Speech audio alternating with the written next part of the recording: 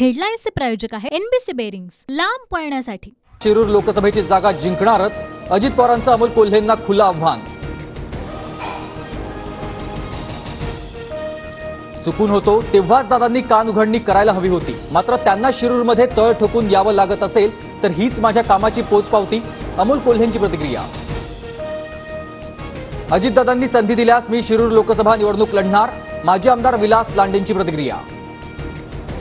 प्रत्येकाला निर्णय घेण्याचा अधिकार, आता तुम्ही काहीही केलं तरी तक्रारीचं कारण नाही, दादांच्या बंडांवरून शरद पवारांचं उत्तर। प्रकाश आंबेडकरांना सोबत घ्या असं मी खरगेंना सांगितलं होतं, वंचितच्या इंडिया आघाडीतील सहभागावर शरद पवारांची प्रतिक्रिया। लवकरच वंचितसोबत बैठक, संजय राऊतांचं स्पष्टीकरण, आगामी भूमिका एकच असल्याचंही वक्तव्य। महाविकास आघाडी लोकसभेच्या 40हून जास्त जागा जिंकणार, संजय राऊतांचा दावा। विरोधकांकडे पंतप्रधान पदासाठी मोदींविरोधात कुणाचा पर्याय, अजितदादांचा सवाल, तर येत्या काळात महायुतीच्या बाजूने वातावरण झुकणार, लोकसभेच्या जागांवरून वक्तव्य। लोकसभेसाठी ठाकरेगडाच्या 2-3 जागांची अदलाबदल होऊ शकते, विनायक राऊतांची माहिती। कुस्ती महासंघ बरखास्तीचा निर्णय आधीच घ्यायला पाहिजे होता, शरद पवारांची केंद्र सरकारवर टीका।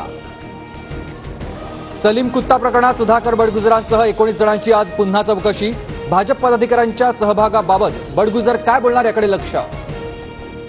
ठाकरेगडाचे आमदार राजन साळवींच्या कुटुंबियांना एसीबीची नोटीस, साळवींचे भाऊ, वहिनी आणि पुतण्याची चौकशी होणार।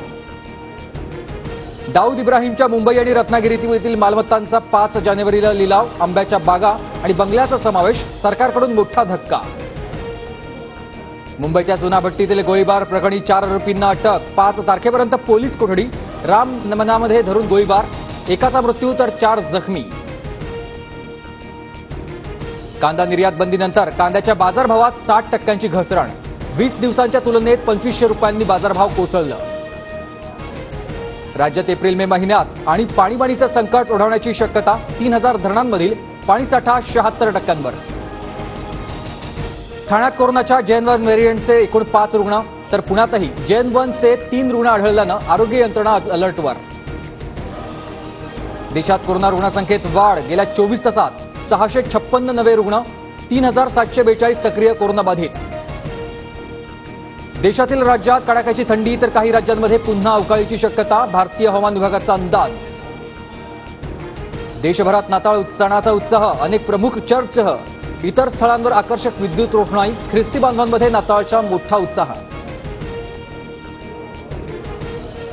जोधपूरमध्ये दुकानात घुसून तरुणावर तलवारीनं हल्ला, भाटी चौकातील घटनेमध्ये सीसीटीव्ही फुटेज समोर।